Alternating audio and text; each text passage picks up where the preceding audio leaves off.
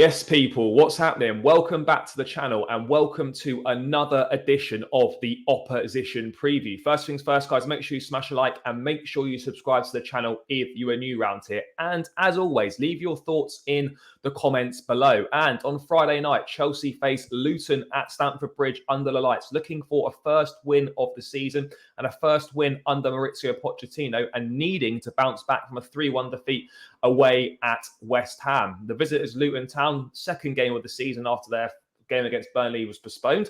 They're coming to Stamford Bridge looking to get their first points of the season as well after an opening day defeat to Brighton. So to discuss the game, I'm delighted to be joined by Luton fans Dave and Batario from Oh When the Town podcast. Lads, thank you for coming. Welcome to the channel.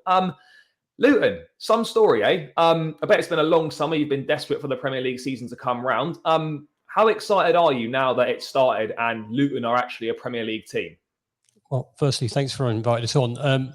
I would say that the excitement is not in a level where we've ever been before, I would say. Can't wait to get to some of the bigger stadiums, see some of the bigger teams and just see how we fare, really. So we're on a sort of roller coaster ride, I suppose, if you want to call it that. And I think we've got a free hit on every game we play because no one expects us to do anything well. So yeah, it's the excitement around Luton is unreal, and the excitement about the stadium, even the stadium updates, and this whole new season helps fund our new stadium. So everything is good for us, and we're just hoping for a few games where we can go and really enjoy them, really enjoy this football. Like I was saying, obviously, like Dave touched on there, the fact that the money secured our future as well, pretty much. So it's looking good for us. So, whatever happens, people say, you're not going to spend the money to try and stay up. We're trying to be smart with it. So, but no, good luck to the boys if they can do it.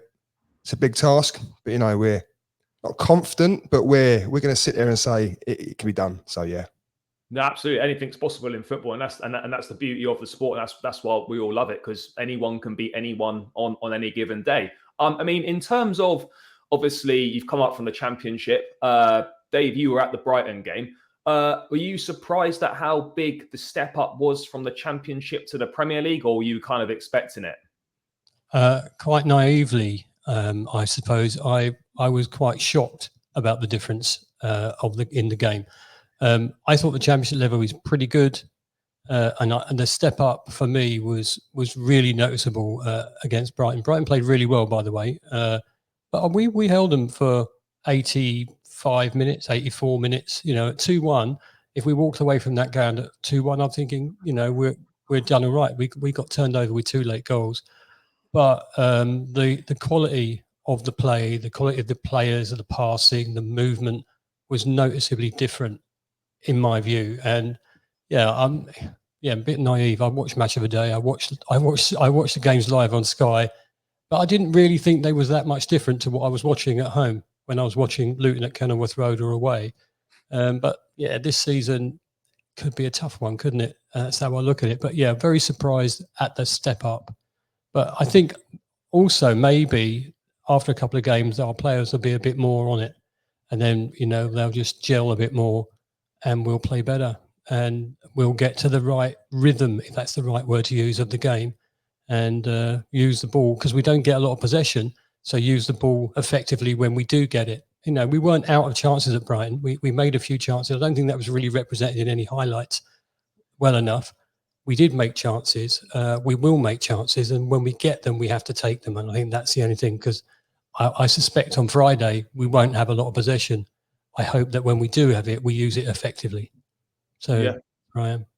No, absolutely. And in terms of, obviously, your transfer business this summer, obviously, you get a lot of money for coming up to the Premier League. You've got to spend. Even newly promoted sides are spending quite a lot at this point in time. You only have to look at Sheffield United, I think today, spending almost 20 million quid on an Aston Villa striker who doesn't really, who barely features for the first team. I'm not saying Luton are going to go and spend that sort of money, but you see promoted sides spending kind of decent chunks of money nowadays, which never used to be the case before. In terms of what Luton needed when you came up from the Championship last summer, are you pleased with the business you've done so far, and what else do you feel you need?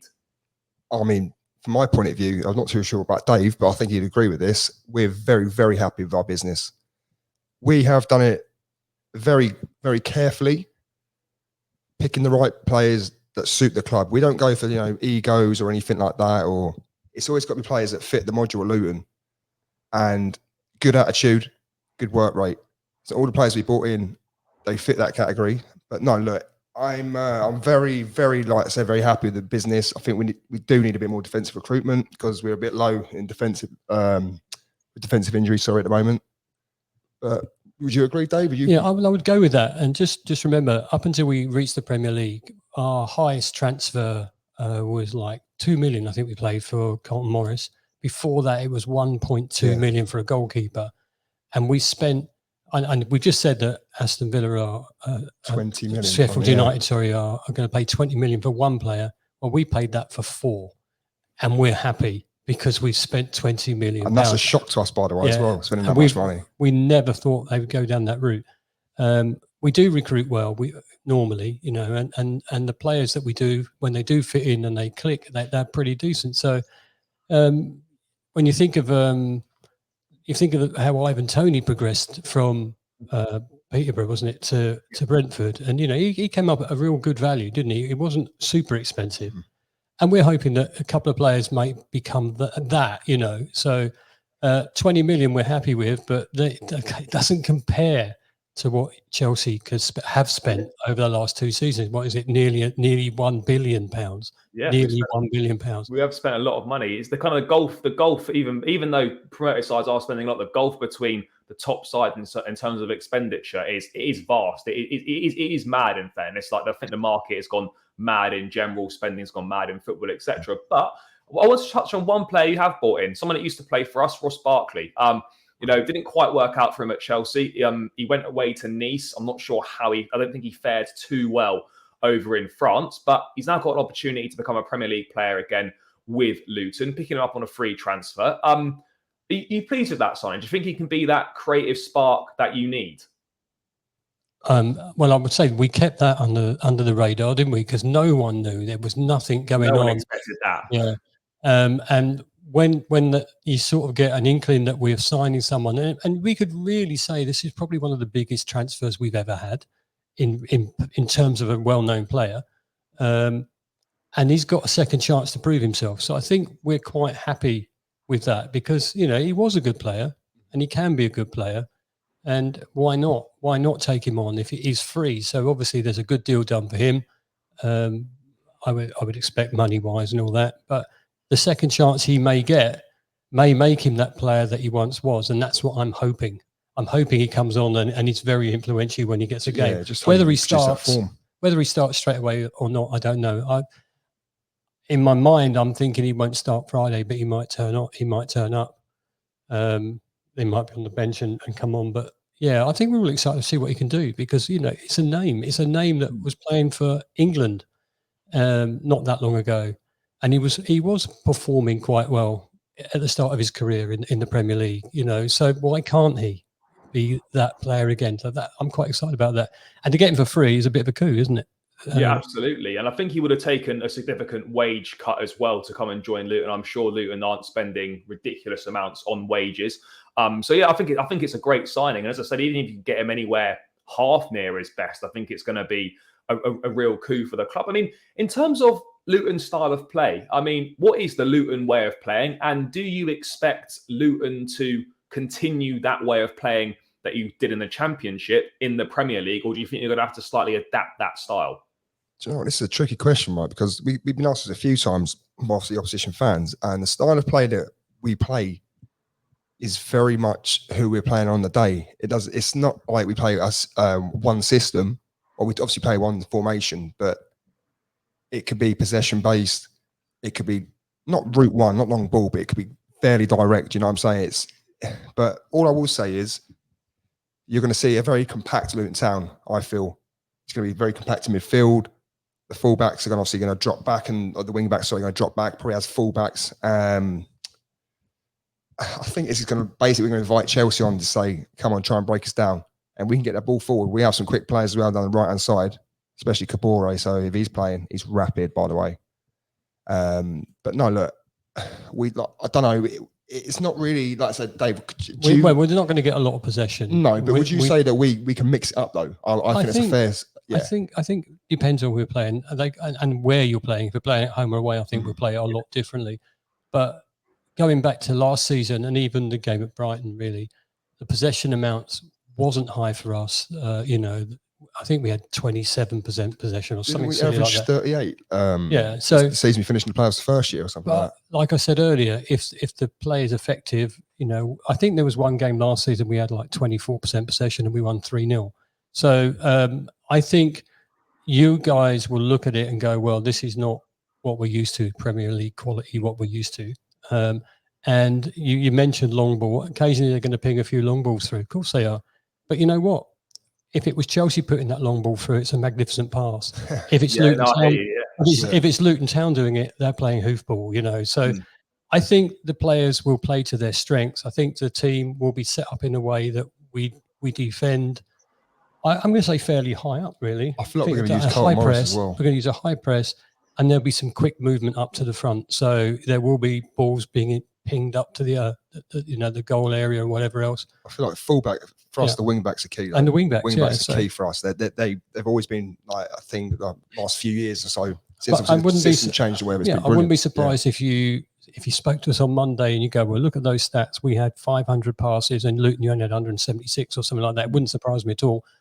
But I'm just thinking we're quite effective with when we get it, what we do with it most of the time. And, if we don't concede early, then we're going to be great and they're going to settle in more. I think that's really key as well. When you're not going to have much of the ball in the game, it's being, when you do get the ball, make sure you're effective with it. Don't give it away as soon as you win possession, because then that starts becoming a tiring game. You're chasing the game. You're constantly trying to get the ball back. I think you've got to be, again, Luton are going to have to be very effective when in possession, because in this game, you're not going to probably have too much of the ball. I mean, it could be a surprise. Luton might have a lot of the ball. You never know, but you would expect Luton to not have much of the ball. In terms of players to look out for, as a Chelsea fan, what players should we be aware of from Luton that could cause a few issues for us? Ryan, Giles, Kabore, the two, like I keep saying, the wing backs.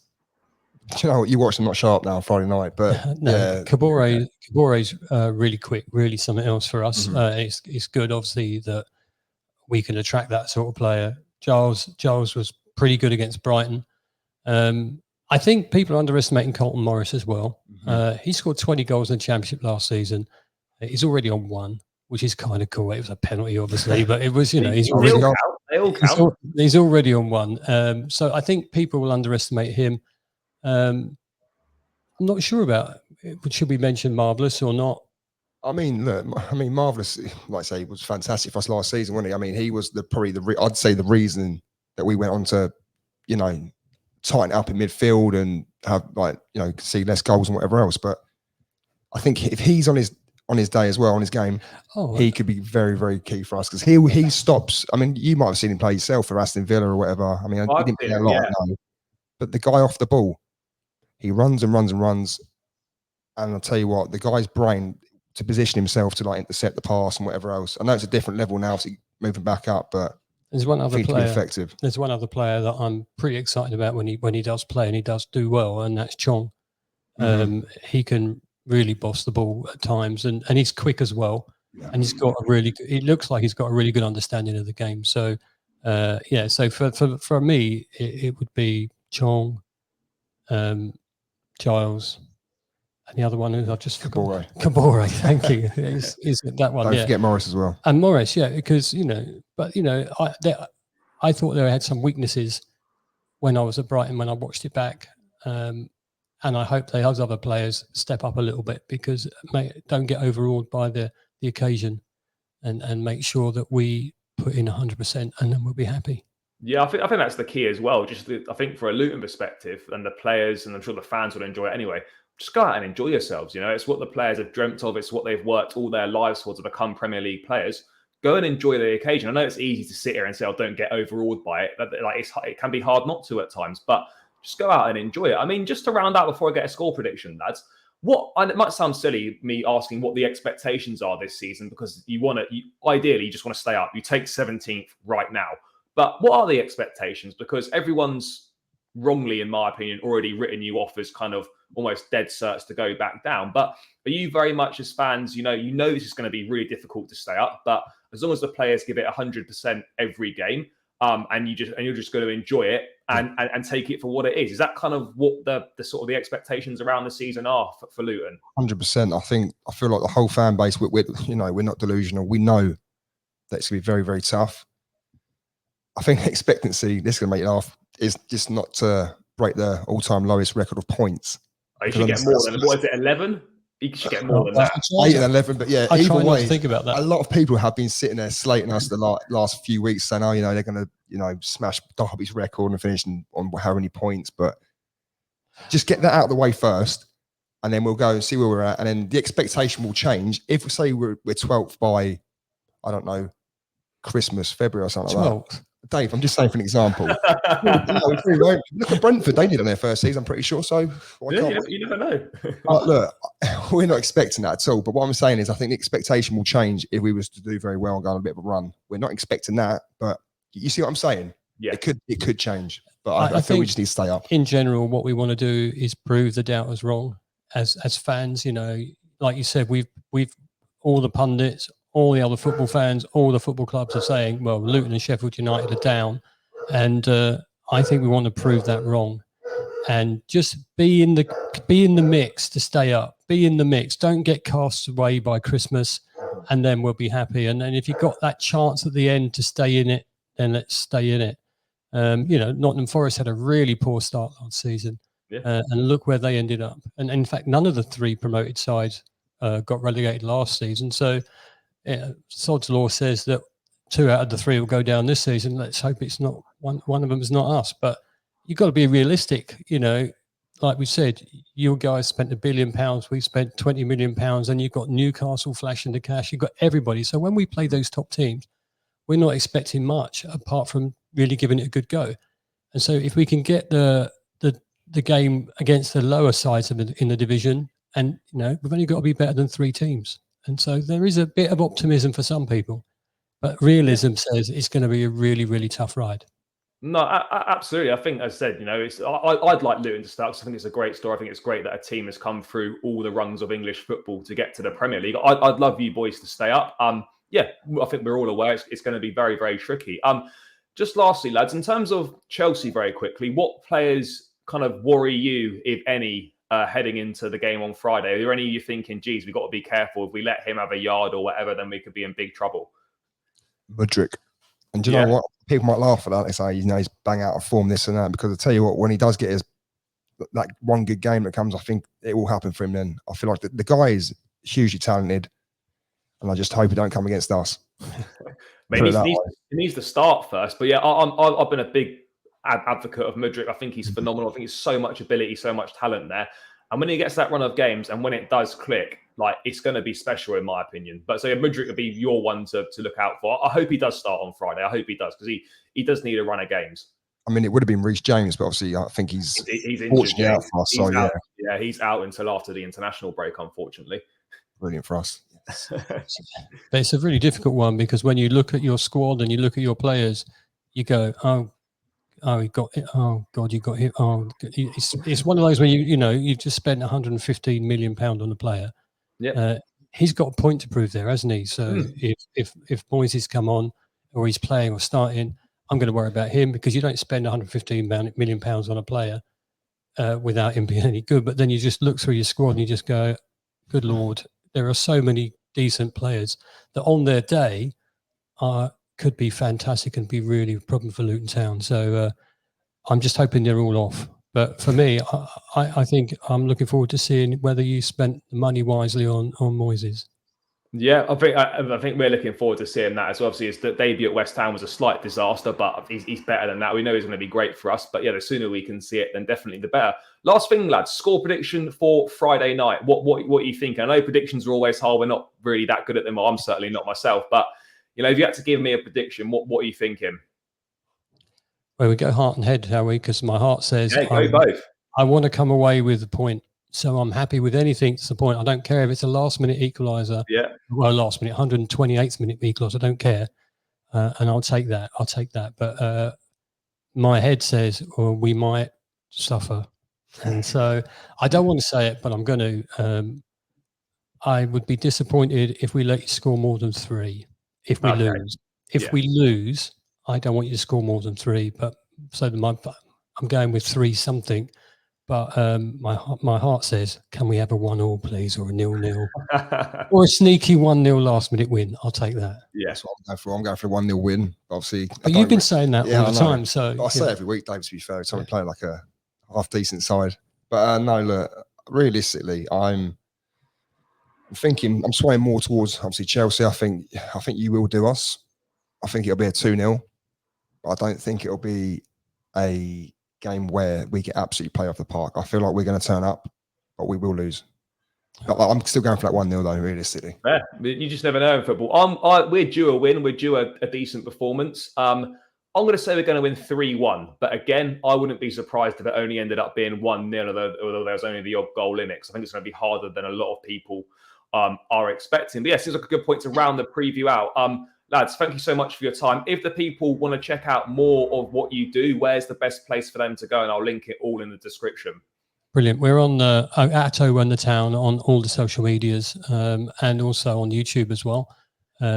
So if you can like and subscribe, that's always helpful for people like us doing this job. So anywhere you get your normal podcasts, you can find us at Run the Town. Perfect. Guys, I'll link all that in the description. Make sure you go and check it out. Some great stuff over on there. So please do subscribe and all that good stuff. As for myself, guys, thank you for tuning in. Make sure you smash a like, subscribe to the channel, leave your thoughts in the comments below as always, and I'll catch you again in another video soon.